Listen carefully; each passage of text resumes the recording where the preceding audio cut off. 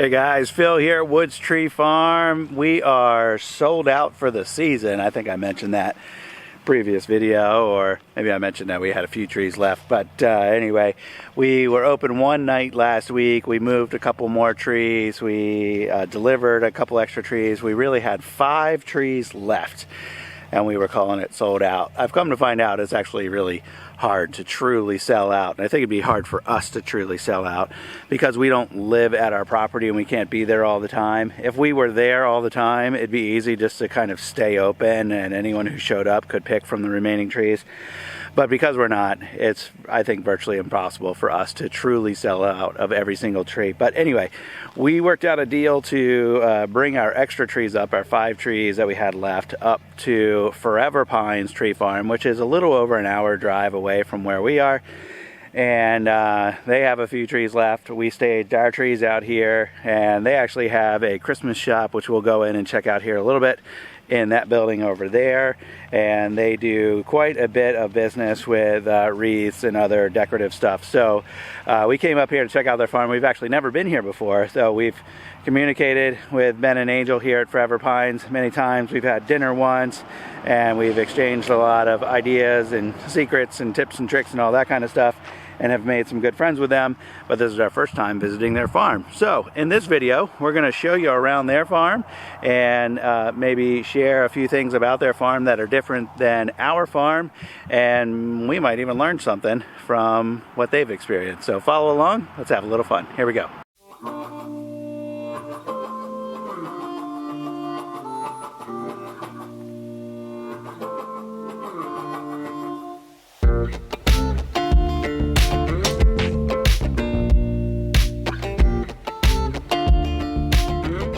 We had some crazy rain last night and yesterday. Over 3.5 inches of rain came in the last 24 hours or so. So there is standing water out here everywhere.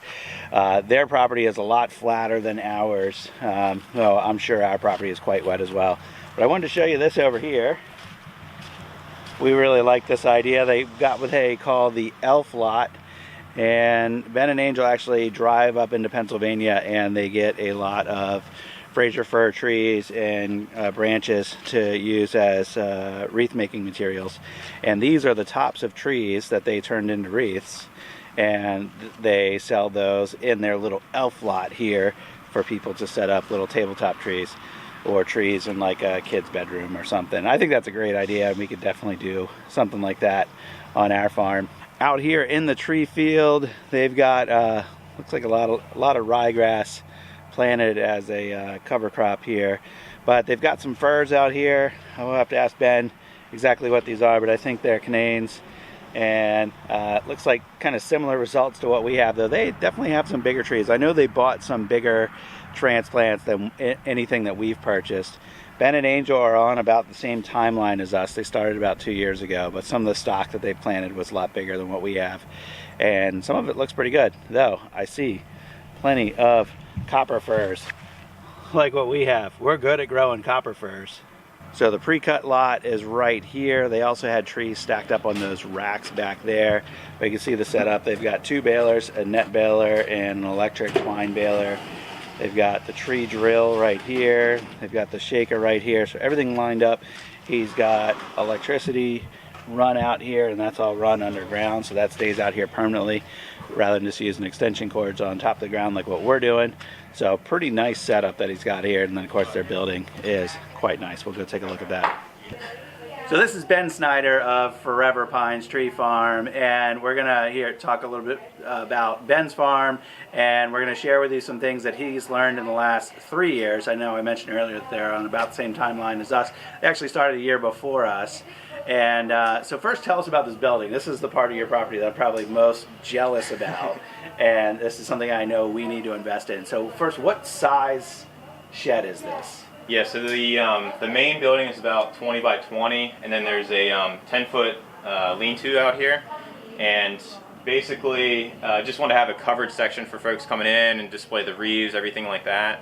And then wanted to have a nice indoor space to make the wreaths, as well as have everything displayed in there and sort of, protect people out of the weather. And it looks like how you have it set up in there, about half of it up in the front part is like a retail and checkout area, and the other half is kind of like wreath area and storage. Correct. Yeah. Right? Yeah. Yep.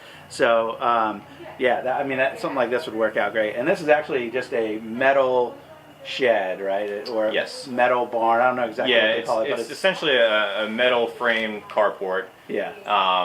And then on the inside, we've framed it out with some insulation and put actual studs in there so we can nail to and screw to, and it gives a little bit more of a homey feel in there. And obviously with insulation being winter, it works out a lot better then too. Yeah, yeah. So you found your first year that it was just like too cold, uninsulated to really be able to work in there. So. Exactly, and then we went ahead and put the ceiling in this year, and just having that pocket of air, captured up there, it just improved that heat retention so much more. So very beneficial. Nice. All right. Well, I know people are going to be curious to hear about your trees and your layout and some of that stuff. So let's walk out in the field and show them what you got there. All right, we're out here with Santa. How's it going, Santa? So, Ben, tell us a little bit about the layout of your farm. I know you told me earlier it's about 10 acres, right? So just kind of give us a quick run through of what's in your 10 acres today and what you plan it to be in the next couple of years. Sure. So, yeah, Phil, like you said, we got about 10 acres out here, and I would say probably 9 or 9.5 of those acres are all field. And so that's what we really wanted, just so we didn't have to do any clearing or anything like that.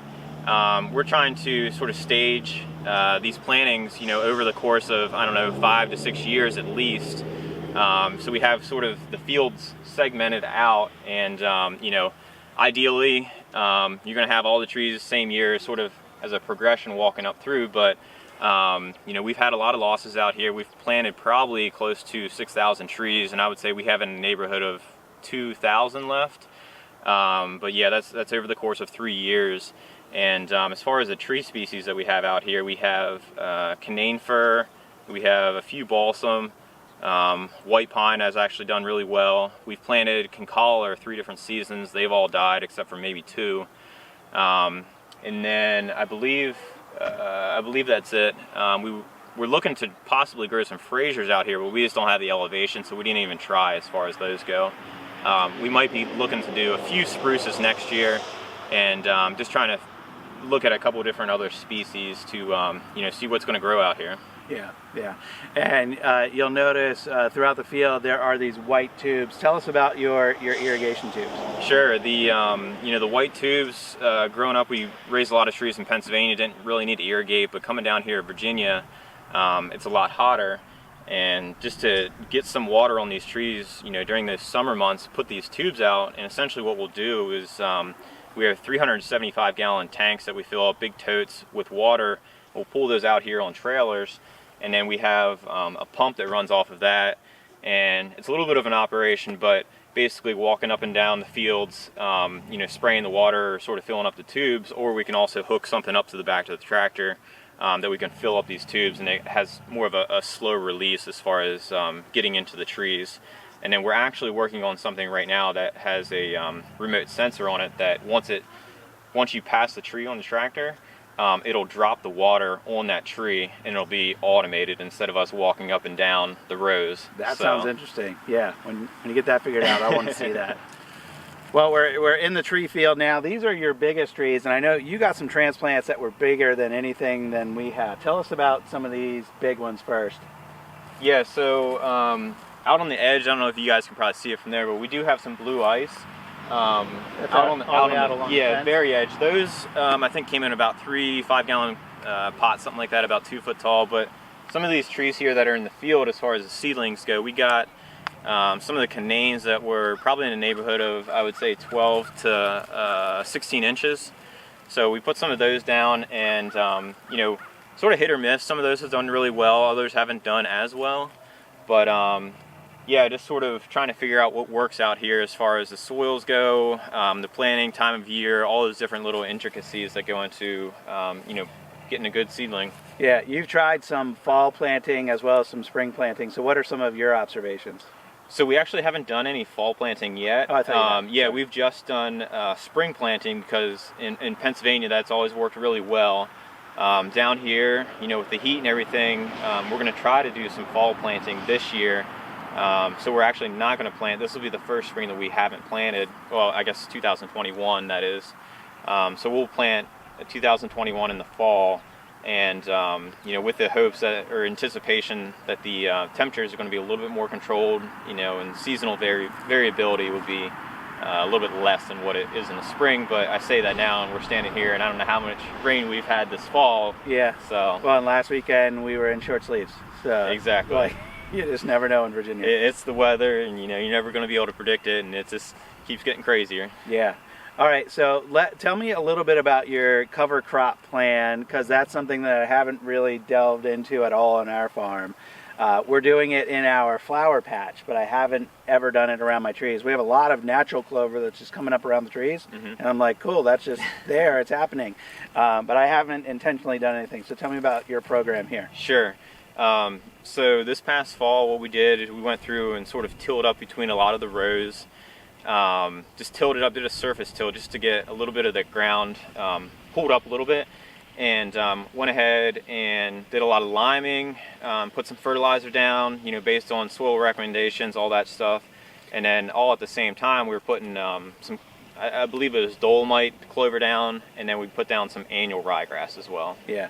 So you tilled between your trees of your established rows, and then you broadcast fertilizer over the entire area, not just around your trees? Correct. Okay.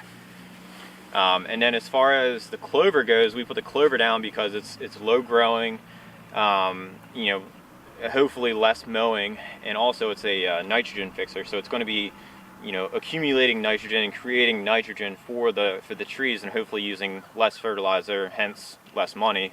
And then as far as the annual ryegrass goes, that's really good for breaking up the soil. This land has been farmed, the past 100 years, so a lot of compaction out here that people don't really realize with farm equipment and stuff like that running over it. So having that root mass from the annual rye gets really deep. I think it's a 12 to 18 inch root mass on that. So it gets down there, breaks up some of the subsoil, and just makes it a nicer soil for the trees moving forward. Yeah. Well, thanks for showing us around your farm today, and thanks for sharing what you know about trees. And I didn't mention this before, but Ben actually has much more background. He kind of grew up around a tree farm. His grandfather had a farm, and his parents have some property where he has some trees up in Pennsylvania. So he's got a considerable head start on us, and he's got a lot of knowledge from there, but has found that the environmental circumstances here are completely different. So he's experiencing just as much challenge as we are on our farm, and that's somewhat refreshing. And at the same time, it's been good for us to bounce our experiences and ideas and whatnot off each other. So we're happy to share that with you guys. If you have any questions about what we talked about on this video here today, leave those down in the comments, and if it's something that I can't answer and Ben can, I'll shoot him an email or text and get him to answer it. So that's going to be it for today. You got anything to add? That should be all. All right, thanks for watching, guys. We'll see you on the next one.